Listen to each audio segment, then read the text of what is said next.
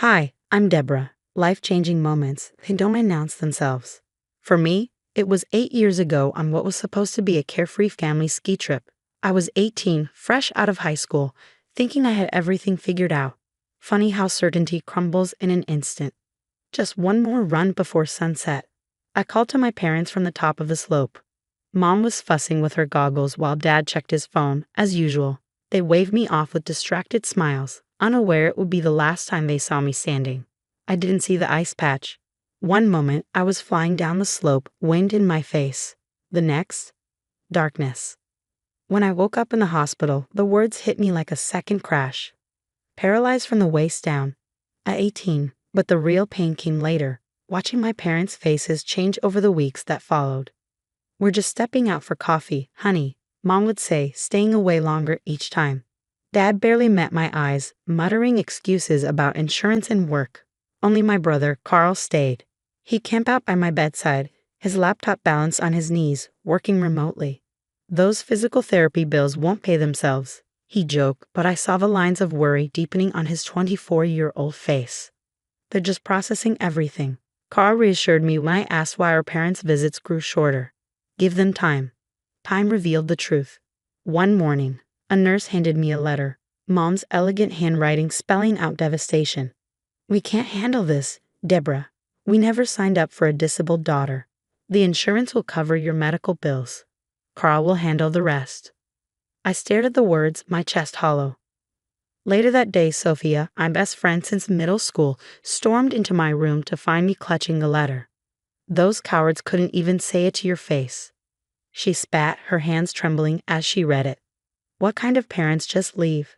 I asked through tears. "The kind who don't deserve you," Carl said, stepping into the room with a fierce determination. "I've already called work. I'm taking over as your primary caregiver. But your career in Seattle," I protested, "can be managed remotely. Besides, Sophia's tech startup idea needs a financial advisor, right?" Sophia's eyes brightened. "Our accessibility app. Deborah, you're still the best coder I know. Chair or not, your brain is what we need."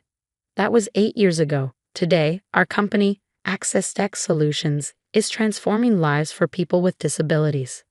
Carl manages finances, Sophia oversees operations, and I lead development. We're proof that family isn't always blood. "Miss Chen, your 2 o'clock appointment is here." My assistant's voice crackles through the intercom. "Thanks, send them in." I reply, turning my wheelchair toward the door. It opens and my heart stops. Standing there, looking older but unmistakably them, are my parents. "Hello, Deborah," Mom says softly. "You look successful," Dad adds with a strained smile.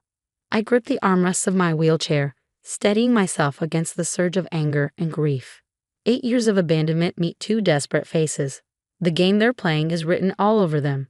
Let the real story begin. Minutes after they leave, Sophia bursts into my office. "I saw them in the lobby.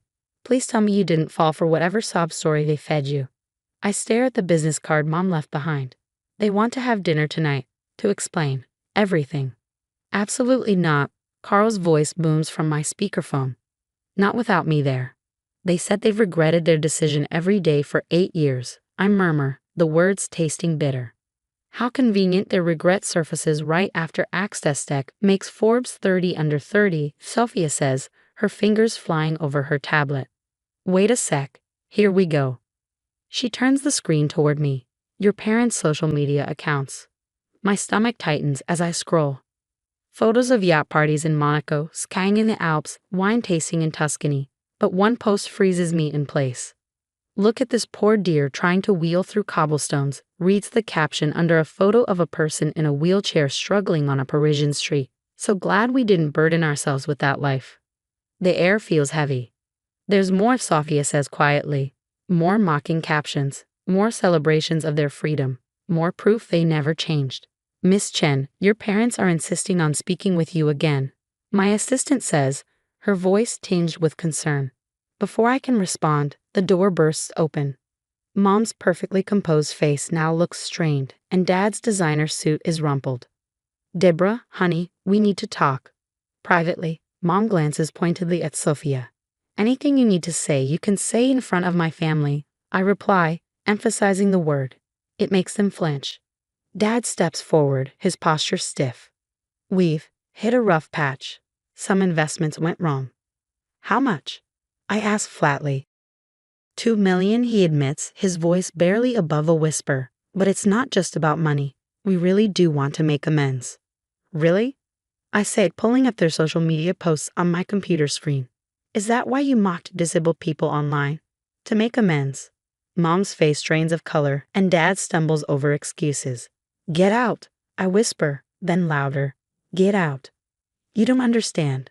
Mom pleads. Those posts. We were hurting. Hurting. Carl's voice booms as he strides into the room, clearly having broken every speed limit to get here. You want to talk about hurting? Try watching your teenage sister learn to live without her legs while her parents walked away. We're still her parents. Dad tries to stand his ground. No, Carl says coldly, stepping between them and me. You're just opportunists who see a cash cow in the daughter you abandoned. Now, get out before I call security. They leave, but not before Mom turns back, her voice brittle.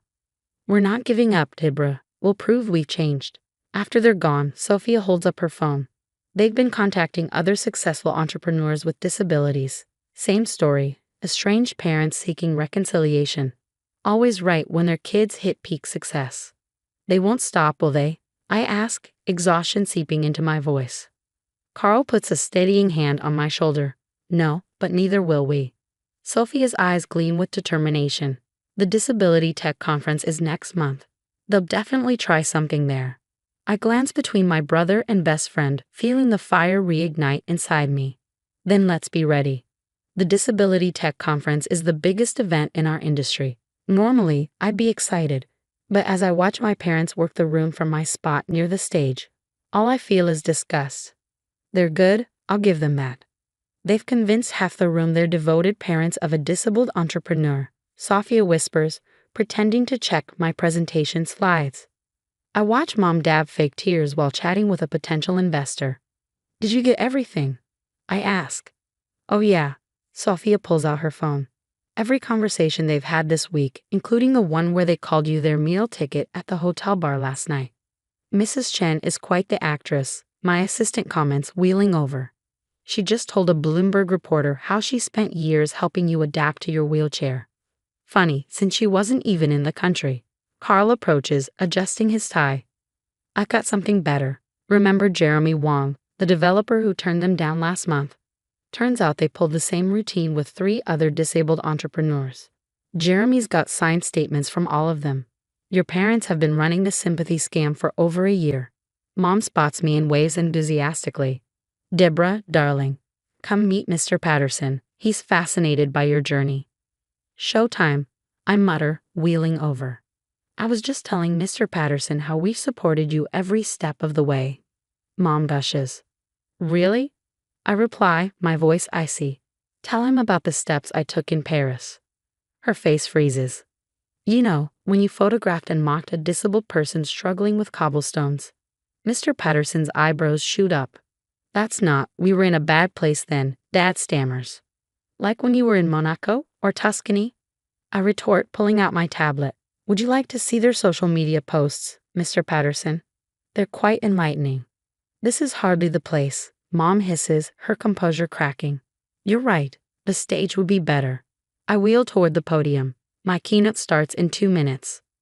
Deborah, please, Dad says, grabbing my wheelchair. Bad move. Take your hands off my chair, I say loudly enough for heads to turn. Unlike my legs, my voice works perfectly, and I'm not afraid to use it. Security approaches as Carl steps in. Is there a problem here? No problem, Mom says, her voice suddenly sugary sweet. We're just having a family discussion. Family? I laugh bitterly. Let's talk about family. Let's talk about how you abandoned your paralyzed teenage daughter. How you mocked disabled people online while living it up in Europe. How you only came back when you needed money. A crowd gathers. Phones are recording. You're twisting everything. Dad protests weakly. Sophia steps forward, her phone playing the hotel bar recording. Once we get the money from our crippled cash cow, we can finally retire properly. Gasps ripple through the crowd as Mom's mask shatters completely. My keynote today was supposed to be about overcoming challenges, I say, addressing the stunned audience. I think I'll talk about recognizing toxic people instead, starting with the ones who see their disabled daughter as nothing more than a bank account. You'll regret this, Mom hisses under her breath. I wheel onto the stage ramp, my voice steady and clear. No, Mom. The only thing I regret is ever thinking I wasn't enough. Now, if you'll excuse me, I have a speech to give. As security escorts them out, I catch Carl and Sophia's proud smiles. The real show is about to begin. My conference speech goes viral overnight.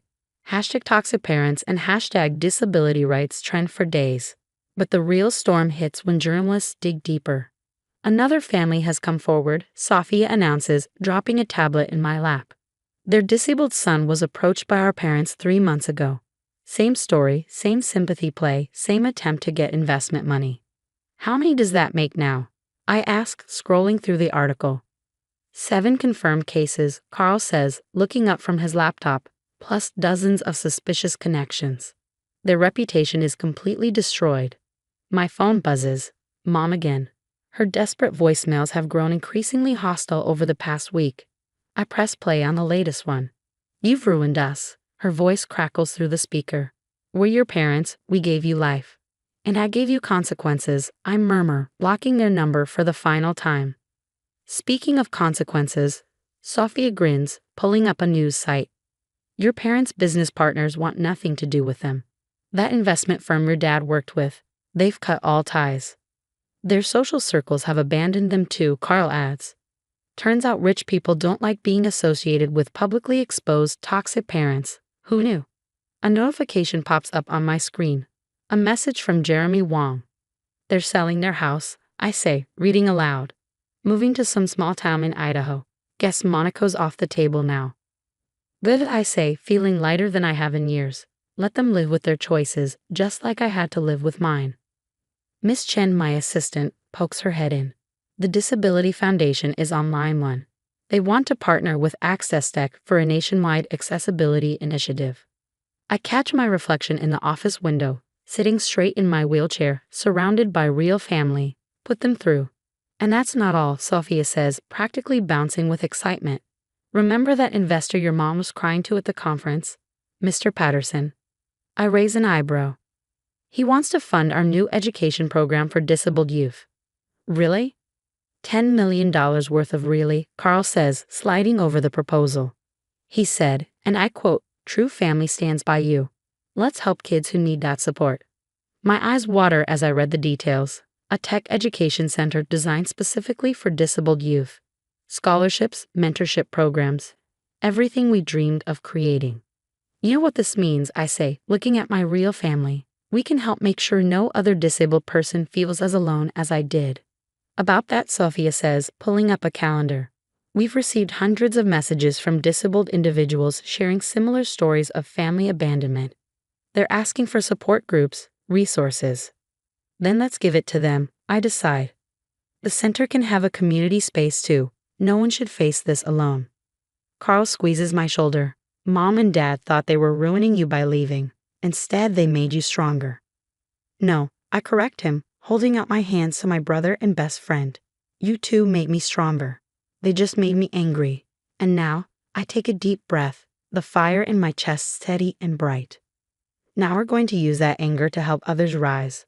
Sophia wipes her eyes, trying to look professional and failing. So, boss lady, ready to change more lives? Let's get to work, I say, pushing through the doors to our future. We've got people to help and lives to change.